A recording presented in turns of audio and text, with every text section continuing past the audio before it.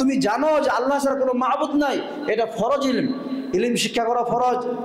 আমরা হাদিসে জানি যে নবী করিম সাল্লাল্লাহু আলাইহি ওয়াসাল্লাম বলেছেন যে তালাবুল ইলমি ফারিজাতুন আলা কুল্লি মুসলিম ওয়া মুসলিমাতিন, যে ইলম হাসিল করা, শিক্ষা করা এটা সমস্ত মানুষের জন্য, মুসলিম ও মুসলিমাতিন সমস্ত মুসলিম ও মুসলিমা অর্থাৎ পুরুষ মহিলা সবার উপরে ফরজ। তো আমরা এটা জানলাম যে ফরজ করেছেন, কিন্তু আমরা গুরুত্ব কি দিই ইলমের বিষয়ে? আজকে দেখেন যে আমাদের যখনই এই বিষয়গুলো ইলমের বিষয়ে বলা হয় তো আমরা গুরুত্ব দিই না। কারণ কি? আমরা দুনিয়াকে অধিক ভালোবাসি। আজকে দেখেন এই যে বাচ্চারা মাদ্রাসায় পড়াশোনা করছে, এই বাচ্চা একদিন আলিম হবে, তার সম্মান হবে। আজকে যে আমি এই যে জুমার খুতবায় দাঁড়িয়ে খুতবা দিচ্ছি, এটা তো আল্লাহ রাব্বুল আলামিনের একটা মহাদান। কারণ দেখেন এই শিক্ষার ব্যাপারে আপনি নিজের ছেলেকে যদি কুরবানি না দিতে পারেন তা আপনার ছেলেকে শেখাতে পারবেন না। আমি ছোট্ট করে বলি, যদিও শুনতে একটু, আমি অহংকারের জন্য বলছি না। আমার আব্বা এদিন আমার মাদ্রাসায় যে বলছে, আমার সামনে বলেনি, আমার শিক্ষককে বলছে যে আমার ছেলের আমি শুধু হাড়গুলো চাই, অর্থাৎ হাড্ডি চাই, মাংস চাই না। কথা বুঝতে পারলেন? যে আমি শুধু হাড্ডি চাই, মাংস চাই না। আজকে আমি এই জায়গায় খুতবা দিচ্ছি, আলহামদুলিল্লাহ। কারণ কি? শাসন এমন একটা জিনিস, যখন আপনি শাসন ঠিক রাখবেন, আপনি কোরবানি করবেন নিজেকে, তখন আপনি কিছু তৈরি করতে পারবেন। এই যে আজকে সামনে কোরবানি আসছে, কাররাবা ইউকাররিবু তাকরিব শব্দটা বলা হয়েছে, এটা আপনার ছেলে যখন বুঝবে যে কাররাবা ইউকাররিবু তাকরিব মানে কি। আজকে যে আমি এখানে মাদ্রাসায় পড়াচ্ছি আপনাদের সামনে, এই যে এখানে মাদ্রাসা চলছে, এরা হাফিজি পড়ছিল, এখন খারেজি নিয়ম শুরু হয়ে গেল, যে খারেজিও চালু হবে আস্তে আস্তে। আপনাদের মহা কুরবানি দিতে হবে, বড় কুরবানি দিতে হবে, তাহলে আপনার এই মাদ্রাসাকে উন্নতি করতে পারবেন। এখন বাচ্চারা কেবল এই যে আনা নাহানু শব্দগুলো ব্যবহার করছে, অর্থাৎ তুমি আমি যে শব্দগুলো হয়েছে এগুলো আরবি শুরু হয়েছে। এর কিছুদিন পরে শুরু হয় মুআল্লিমুল ইনশা, অর্থাৎ আরবির মুআল্লিম, অর্থাৎ আলিম যারা হয় শিক্ষক, সে শিক্ষক কিভাবে আরবি গঠন করে, তৈরি করে, এসব শিখবে। তো আপনাদের কোরবানি দিতে হবে না? একটা বাচ্চা যখন তৈরি হবে মাদ্রাসায়, আজকে আপনারা কষ্ট করে মাদ্রাসা করেছেন, আপনাদের আরো মেহনত করতে হবে, কষ্ট করতে হবে। আমি একজন বড় একটা আলিমের নাম মনে আসছে না, তিনি একটা মাদ্রাসা করেছেন, বড় ইউনিভার্সিটি করার পর একদিন রাতে এসে সাধারণ কাপড় পরে চলে গেছেন বাচ্চাদের কাছে। যে বাচ্চা এক এক করে ডাকছেন, বলছেন যে তোমার উদ্দেশ্য কি তুমি বলো। সে বলছে আমি একটা বড় ইঞ্জিনিয়ার হবো, ডাক্তার হবো। আরেকজন বলছে এরকম এরকম দুনিয়ার, খালি দুনিয়া নিয়ে আলোচনা। ওর মধ্যে একজন ব্যক্তি, একটা বাচ্চা শুধু বলল যে আমি দিনই ইলম হাসিল করব, হাসিল করার পর আমি দায়ী হব, আমি দিনের কাজ করব, আমি দিন নিয়ে গবেষণা করব, মানুষকে ইলমের দিকে ডাকবো, ইলমে দিন শিখাবো, তাদেরকে দিন ইসলামের প্রতি আমি চালানোর চেষ্টা করব। তখন তিনার এই কথাটা শুনে খুশি হয়েছেন। খুশি হওয়ার পর তিনি বলেছেন যে আজকে আমি এই মাদ্রাসা ইসিম ইউনিভার্সিটি আমি আজকে ভেঙে চুরমার করে দিতাম যদি এই বাচ্চারা এরকম কথা না বলতো। আপনি কথা বুঝতে পারছেন যে আজকে দেখেন আমরা দিনই ইলমে গুরুত্ব কেন দিই না?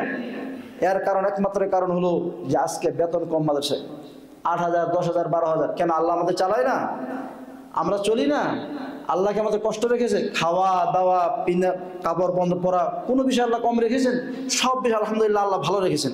কারণ দেখেন যে আজকে আমরা যে বিষয় নিয়ে চিন্তা ভাবনা করি, সে বিষয় নিয়ে আমরা বুঝবো, তাহলে তো আমরা গবেষণা করব যে আজকে আমরা যে আখিরাতে চিন্তা করব, চিন্তা তখনই আসবে যখন আল্লাহর ভয় আমাদের ভিতরে থাকবে, আমরা যখন ইলমের বিষয়ে চর্চা করব। আজকে দেখেন আমি একটা জিনিস হয়তো বিশ্বাস করতে পারিনি, তখন হয়তো একটা আলিম বাংলাদেশে তিনি বলতেন যে মায়ের যে গর্ভ ডেলিভারি হয়, এই ডেলিভারি যে ডেট দেওয়া হয়, ডেটটা 2 দিন 3 দিন পিছনে দেওয়া হয়, অর্থাৎ মানুষ ভয় খেয়ে যায়।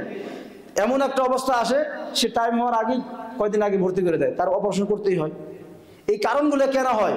যে আজকে যারা ডাক্তার তারা তো জ্ঞান নাই, জ্ঞান না থাকার জন্য, তারা ইলমি জ্ঞান নাই যে মানুষের কষ্ট দেওয়া, মানুষের টাকা পয়সা নষ্ট করা, এসব করা যাবে না, তার জ্ঞান নাই। আর না থাকার জন্য তারা আজকে ডাক্তার, ইঞ্জিনিয়ার। আমার একটা বন্ধু মানুষের তাবলিগে ঘোরাফেরা এখনো করছে, হানাফি মানুষ, এখন তাবলিগে যায় না, কিন্তু এখন হানাফি হয়ে আছে। ও বেচারা, ওর বাপ খুব চেষ্টা করতো স্কুলে পড়ানোর জন্য, পড়াশোনা খুব ভালো, মেধাবী ছেলে। তো ম্যাট্রিক পাস করার পরে উচ্চ মাধ্যমিক করলো, তারপরে খালি ওর বাপ জেনারেলের দিকে ডাকে। ওর বাপ কিন্তু নামাজি মানুষ, বারবার জেনারেলের দিকে ডাকে। ওর দুটার সাথে একজন ডাক্তার হলো, একজন ইঞ্জিনিয়ার হলো। তো যা হোক, তারা বড় হয়েছে, একজন উকিল হলো, একজন ডাক্তার হয়েছে। হওয়ার পরে এখন এই ছেলে তো নামাজি, সমাজের ভালো সম্মানীয়, 10 জনের সামনে খুতবা দেয়, ভালো করে চলে, সব খুশি। একবার কি হলো, সে ডাক্তার একটা মেয়েদের একটা সেলাই করতে যে একটা ভুল করে দিয়েছে। এমন ভুল হয়েছে আপনারা হয়তো হাসবেন, তার পেশাব বন্ধ হয়ে গেছে। এবার কি করবে, সে বহুত কিছু হয়ে গেছে তাকে নিয়ে। তখন তার বাপ গাল দিয়েছে, না ঠিকই আছে তুমি বেটা, তুমি ঠিকই আছো।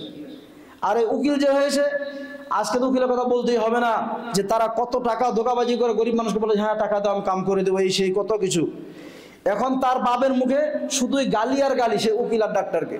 এবার আপনি চিন্তা করেন যে আজকে ডাক্তার তৈরি করতে হবে, আমি এর বিরোধী করি না, কিন্তু আপনি এমন ডাক্তার তৈরি করেন, সে ডাক্তার আর মানুষ থাকলো না, অমানুষ হয়ে গেল, তাহলে কি হবে? আজকের শিক্ষা আমাদের বুঝতে হবে যে আজকের শিক্ষা যে আমরা গুরুত্ব দেই না, দিনই শিক্ষা। শিক্ষা মানে কি, আপনি সব ইলম করেন, সব জ্ঞান আপনি অর্জন করেন, কিন্তু আপনার ভিতরে মহা যে ইলম, আল্লাহ রাব্বুল আলামিন যে জ্ঞান, সে জ্ঞান যদি আপনার না থাকে, সবই জিরো জিরো, তার কোনো দাম নাই।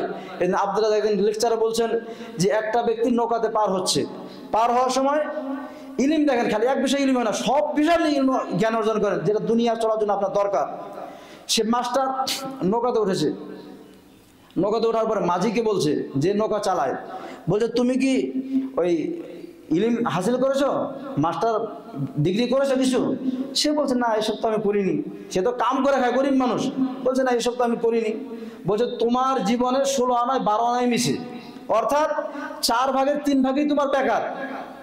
এবার কিছুক্ষণ পরে নৌকা মাঝামাঝি চলে গেল। মাঝামাঝি চলে যাওয়ার পরে তখন সে মাঝি তাকে জিজ্ঞাসা করছে মাস্টারকে, যে মাস্টার বাবু সাঁতার কাটতে জানেন? বলছে না তা তো জানি না। হাওয়া শুরু হয়ে গেছে, এখন নৌকা ডুবে যাবে। তখন মাঝি কি বলছে, যে মাস্টার বাবু আপনার 16 আনাই মিশে, অর্থাৎ আপনার কোনো দাম নাই, এখন আপনি ডুবে মরে যাবেন এখন। এবার চিন্তা করতে পারেন যে ইলম এমন একটা জিনিস, যে আল্লাহ রাব্বুল আলামিন যখন আপনার এই ইলম নূর দিবে, দুনিয়ার ইলম তখন এমনি চলে আসবে। কেন সাহাবীদের দুনিয়ার ইলম ছিল না?